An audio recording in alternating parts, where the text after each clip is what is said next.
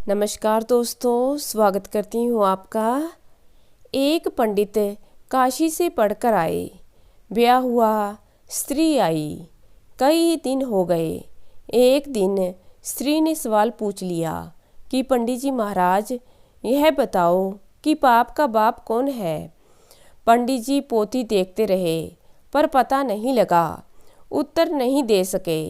बड़ी शर्म आई कि स्त्री पूछती है कि पाप का बाप कौन है। हमने पढ़ाई की पर पता नहीं लगा। वे वापस काशी जाने लगे।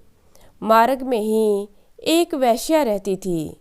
उसने सुन रखा था कि पंडित जी काशी पढ़कर आए हैं। उसने पूछा, कहाँ जा रहे हैं महाराज?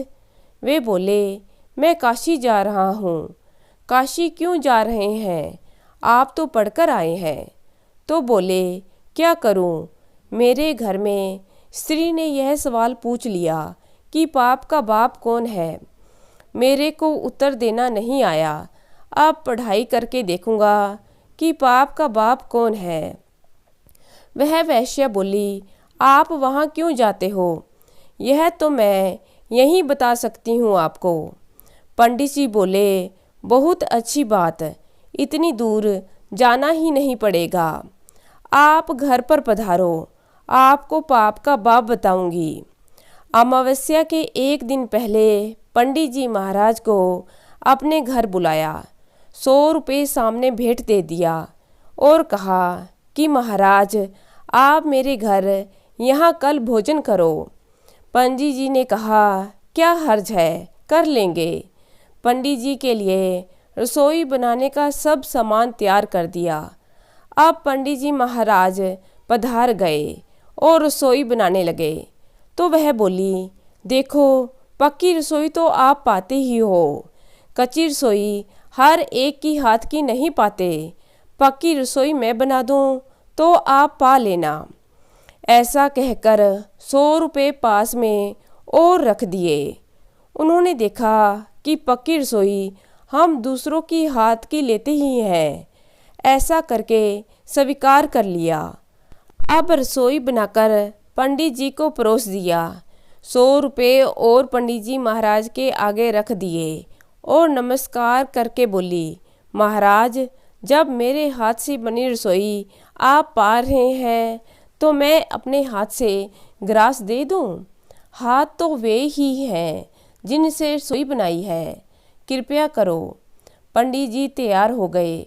उसकी बात पर उसने ग्रास को मुंह खोला कि उठाकर मारी थप्पड़ जोर से और बोली, अभी तक आपको ज्ञान नहीं हुआ?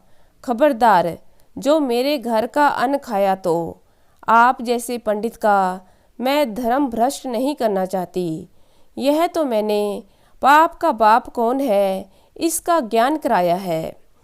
जैसे जैसे मैं आपको 100 रुपये का नोट देती गई, आप लोभ में पड़ते गए और पाप करने के लिए तैयार हो गए।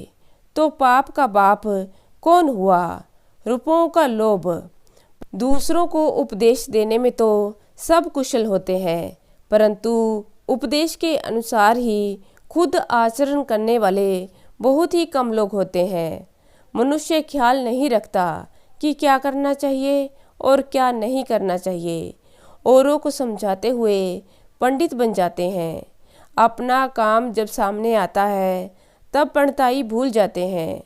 दूसरों को उपदेश देते समय जो पंडिताई होती है वही अगर अपने काम पड़े तो आदमी निहाल हो जाए। जानने की कमी नहीं है, बस काम में लाने की कमी है। धन्यवाद।